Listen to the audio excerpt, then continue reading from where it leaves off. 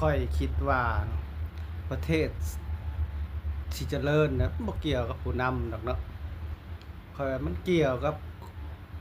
ประชาชนนั่นแหละคันครอบครัวหั่งมีเป็นดีแต่ละครอบครัวประเทศเจริญขึ้น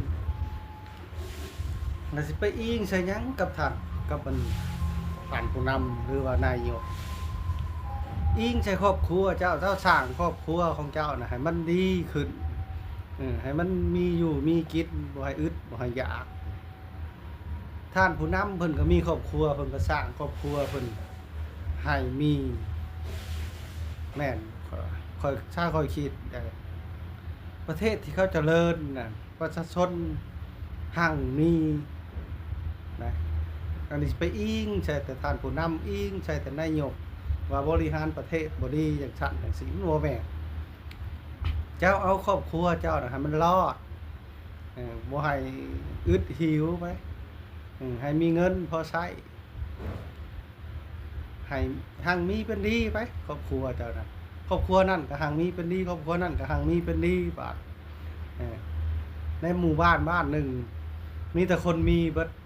เท่าเทียมกันนี่เจ้าบริหารในครอบครัวจะได้ก็ถือว่าโอเคแล้วบาดในแต่ละประเทศแต่ในประเทศคือกันแหละประชาชนหั่งมีเบิดมันก็เป็นประเทศที่เจริญ อันนี้อิงใส่แต่นายกว่าบริหารบ่ดีจังซั่นจังซี่โอ้ยข้อยว่ามันบ่เกี่ยวกับประเทศแต่คันว่าประเทศสิหั่งมีบ่เกี่ยวกับนายกที่เจริญเกี่ยวกับครอบครัวแต่ละครอบครัวสมมุติว่าครอบครัวนี่ทุกข์ยากพยายามบุกบืนให้อยู่ดีกินดีเบิ่งบ่ให้ลูกอึดหิวบ่ให้พ่อแม่อึดเงินพยายามแบบหั่งเบิดทุกคนน่ะมันก็ต้องมีประเทศมันก็ต้องเจริญข้อยว่าเนาะซาข้อยคิดเนาะโอเคสวัสดีครับท่านผู้ชมสบายดีพ่อแม่พี่น้องชูผู้ชูคนเนาะมื้อนี้ก็มาพบกับบ่าวพันธุ์อีกคือเก่าเนาะพี่น้องเป็นอย่างไรพี่น้องคลิปบ่าวพันธุ์เปิดให้เบิ่งก็เป็นคลิปอ้ายคนหนึ่งเนาะเราออกมาแสดงความคิดเห็นเกี่ยวกับประเทศที่เขาเจ้าเจริญแล้วว่าบ่เกี่ยวกับนายกบ่เกี่ยวกับผู้นำประเทศแล้วว่ามันขึ้นอยู่กับผู้นำครอบครัวเขาจะมีความสามารถ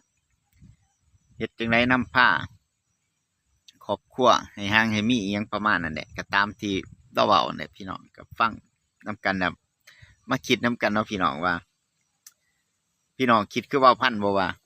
ผู้นำครอบครัวกับผู้นำประเทศนี่มันคนละประเด็นกันเนาะพี่น้องคนละประเด็นแล้วก็คนละเรื่องละราวกันเลยแค่เขาเจ้าเอิ้นคำว่าผู้นำซื่อๆมันเอิ้นคือกันหรือว่าเอิ้นคล้ายๆกันซื่อๆเนาะพี่น้อง ผู้นำครอบครัวเขาก็มีหน้าที่ดูแลสมาชิกคนในครอบครัวหรือว่าชีวิตการเป็นอยู่ของคนในครอบครัวให้มีชีวิตที่ดีออกไปทำงานทำการ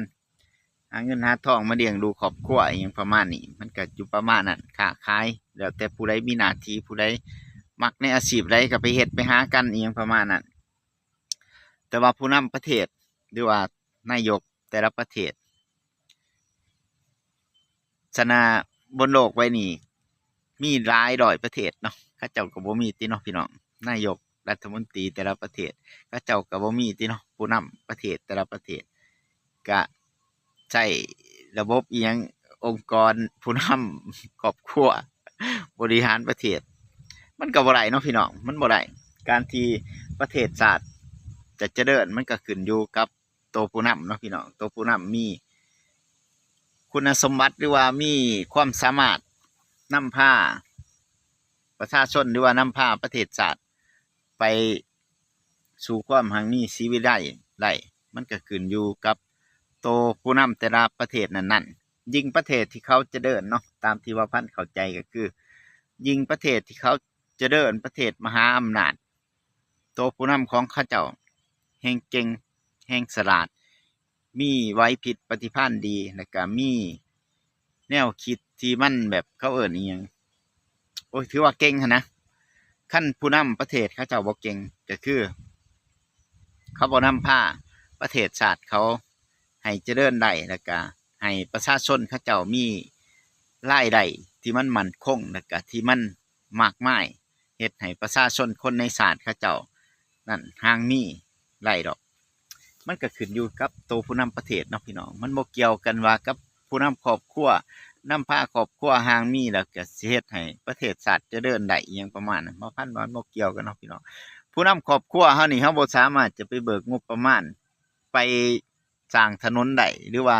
เบิกงบประมาณไปสร้างโรงเรียนโรงพยาบาลหรือว่าสิ่งสาธารณะอีหยังต่างๆเฮาบ่ผู้นำครอบครัวนี่บ่สามารถจะไปเบิกงบประมาณอยู่ไสได้เนาะนอกจากอีหยังเขาเอิ้นไปเก็บกันเดียได้เก็บกันแล้วมาสร้างคืออยู่ในประเทศลาวเฮาเฮ็ดอีหยังประมาณนั้นบางหมู่บ้านเขาเจ้าออกเงินกันสร้างทางเข้าบ้านอีหยังประมาณนั้นอันนั้นนั่นคืออาจจะเพ็ดได้เนาะพี่น้องแต่ว่ามันก็เพียงส่วนน้อยแล้วมันสร้างขึ้นมาแล้วมันก็เป็นการใส่ชั่วคราวเนาะอย่างเช่นถนนหนทางที่ชาวบ้านเขาเจ้าสร้างขึ้นมานี่มันก็ถามว่าจะได้มาตรฐานแบบว่าใส่ไปยาวๆอีหยังประมาณนั้นบ่มันก็ไล่แต่ชั่วคราวบ่กี่ปีแล้วก็บ่กี่10 ปีมันก็ผุพังไปอหยังประมาณนั้นนะมันก็จะบ่คืองบประมาณที่เฮาเบิกมาจากรัฐบาลหรือว่าองค์กรของรัฐที่เขาเจ้าลงมือสร้างอีหยังประมาณนั้นมันก็จะไล่อีหยังในการออกแบบจากวิศวกรออกแบบจากผู้เชี่ยวชาญผู้ที่เขาเจ้ามีความรู้ความสามารถในด้านนั้นๆอีหยังประมาณนี้แล้วก็งบประมาณเบิกจ่ายโดยตรงจากรัฐบาลอีหยังประมาณนั้นมันก็จะเฮ็ดให้ประชาชนสามารถจะมีงานมีการเฮ็ดแต่ก็มีรายได้ที่มันมั่นคงนั่นคือหลักการของผู้นำประเทศเนาะพี่น้องเขาจะมาเทียบกันบ่ไหลเนาะบ่พันว่ามันจะอีหยัง จักเราเว้าจังไดเนาะฟังเบิ่งแล้วก็โอ้มันบ่แม่นติอย่างเช่นคือเฮาเฮ็ดไร่เฮ็ดนาเฮ็ดนาเฮ็ดหัวเฮ็ดสวนอีหยังประมาณนี้ถ้าผู้นำเฮาบ่ไปหาตลาดให้บ่ไปหาตลาดบ่มีการส่งสินค้าของเฮาออกไปขายต่างประเทศหรือตลาดที่มันใหญ่กว่าประเทศเฮาอีหยังประมาณนี้เฮ็ดไปก็เพราะปานนั้นเนาะพี่น้องเฮ็ดไปก็เพราะปานนั้นถึงฤดูกาลเก็บเกี่ยวก็ว่าราคาตกต่ำนี่ราคาตกต่ำแล้วเฮาเป็นผู้นำครอบครัวนี่แล้วเฮาสิเอาเงินเอาทองใส่ล่ะเอารายได้มาแต่ไสล่ะมาบริหารครอบครัวเฮามาพัฒนาครอบครัวเฮาให้มันห่างมีเป็นดีให้มันมีอยู่มีกินน่ะมันก็ย้อนกลับไปหาตัวผู้นำประเทศอีกคือเก่าว่าเพิ่นจะมีความสามารถมากน้อยเพียงใดเพื่อจะนำพาประชาชนประเทศนั้นๆให้มีรายรับที่มันมั่นคงแล้วก็มีอยู่มีกินอหยังประมาณนั้นมันก็ย้อนกลับไปอยู่กับตัวผู้นำอีกคือเก่าเขาสิว่ามันบ่เกี่ยวกันมันบ่ได้บ่เกี่ยวบ่ได้คันบ่เกี่ยวก็คือลาออกจากการเป็นผู้นำอันนั้นคือบ่เกี่ยวลาออกจากการเป็นผู้นำประเทศอันนั้นบ่เกี่ยวเพราะว่าผู้นำประเทศมีหน้าที่ต้องรับผิดชอบประชาชนหลายล้านคน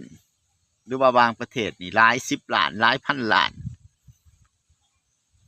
นี่แหละหลักการคือตามที่เว้าพันเข้าใจเนาะก็คือเว้าพันเห็นแล้วเว้าแล้วเว้าพัน มันเป็นไปได้จังไดผู้น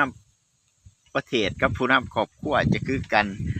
แม่นอยู่ว่าผู้นำครอบครัวบางคนเขาเจ้าก็เก่งสามารถเฮ็ดให้ครอบครัวเฮ็ดให้ชีวิตการเป็นอยู่ของเขาเจ้าไปถึงคำว่ามหาเศรษฐีได้มันก็เก่งแต่ว่าสรุปแล้วมันก็เฮาก็มาเบิ่งในภาพรวมคือเก่าระบบเศรษฐกิจแต่ละประเทศคือเก่าประเทศไรเศรษฐกิจดีประเทศนั้นก็จะได้เปรียบประเทศไรประชาชนมีรายรับที่มันสูงเศรษฐกิจประเทศนั้นก็จะดีเพราะว่าหยังเพราะว่าประชาชนคนในชาตินั้นๆเขาเจ้าก็มีกำลังซื้อกำลังจ่ายนั่นเองมันก็จะเฮ็ดให้เศรษฐกิจเขาดีก็เกิดจากรัฐบาลเขาเจ้ามีไหวพริบปฏิภาณมีแนวคิดที่กว้างไกลสามารถบริหารประเทศเฮ็ดให้เงินทองต่างประเทศไหลเข้าประเทศเขาเจ้าเฮ็ดให้ประชาชนคนในชาติเขาเจ้ามีงานมีการมีรายได้ที่มันมั่นคงนั่นแหละคือผู้นำประเทศแต่ละประเทศเขาเจ้าเฮ็ดกันจันนาบนโลกใบนี้เขาเจ้าก็บ่มีผู้นำประเทศบ่มีนายกเนาะเขาใส่ระบบ ผู้นำครอบครัวบริหาร อ้อเห็นคลิปแล้วก็ขำเนาะก็บ่ได้ว่าอิหยังให้อายแล้วหรอกแต่ว่าก็คือ มันเป็นไปบ่ได้เนาะพี่น้องมันคนละประเด็นกันเนาะ